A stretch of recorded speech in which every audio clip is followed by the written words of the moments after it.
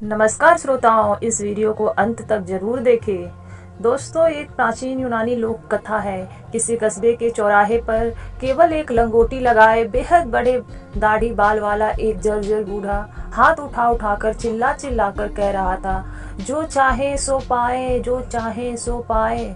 लोग उसकी ओर देखते, मुस्कुरा पड़ते और चल देते। उसकी दीनहीन दशा देखकर लोगों को सहज विश्वास हो जाता था कि वह कोई पागल है। पागल कुछ भी कह बक सकता है। वह बार बार चिल्ला रहा था पर कोई उस पर ध्यान न देता। लोग उसकी ओर देखते, मुस्कुरा पड़ते और चल देते। उसकी दीनहीन दशा देखकर लोगों को सहज विश्वास हो जाता था कि वह कोई पागल है। पागल कुछ भी कह बक सकता है। वह बार बार चिल्ला रहा था पर कोई उस पर ध्यान न देता। सब उसकी उपेक्षा कर आगे बढ़ते जा रहे थे। कुछ देर तक चिल्ला चिल्ला कर इस बात को कहने के बाद उसने चीखना शुरू किया, बेवकूफ़ों, मेरी बात सुनो, जो चाहो सो पाओ, जो चाहो सो पाओ। उसने अपनी बात को बहुत कड़वे ढंग से कहना शुरू कर दिया था। एक नौजवान रुक गया।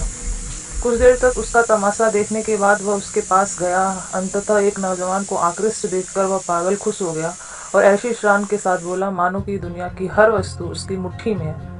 बोल, उसने युवक से बोला, क्या चाहता है? युवक मुस्कुराया। उसको लगा सचमुच वह पागल है। व्यंग से पूछा, क्या जो भी मैं चाहूंगा तुम दे दोगे?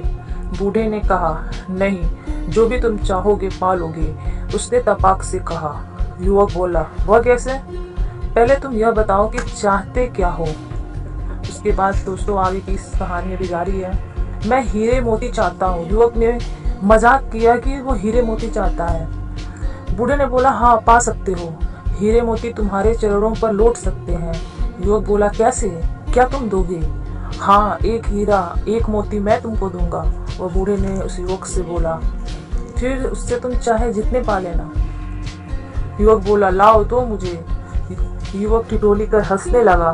बूढ़ा बोला, हाँ सुन, मैं तुझे एक हीरा कर्म का देता हूँ और दूसरी मोती समय का। इनको संभाल कर रख ले, जा सब पाएगा। वह युवक उसकी बात पर हंस पड़ा और उसे बेवकूफ समझता आगे बढ़ गया। कुछ आगे जाने पर उसका माथा ठनका। एक हीरा कर्म का और एक मोती समय का। अचानक युवक की छठी इंद्री जाग गई।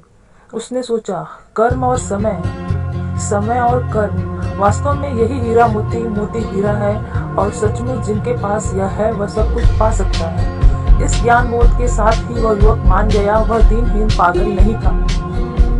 प्राचीन कथा इस बात का प्रमाण है कि वास्तव में मनुष्य सब कुछ पा सकता है और वह तो अवश्य ही पा सकता है जिसके पास कर्म और समय के हीरा मोती हैं।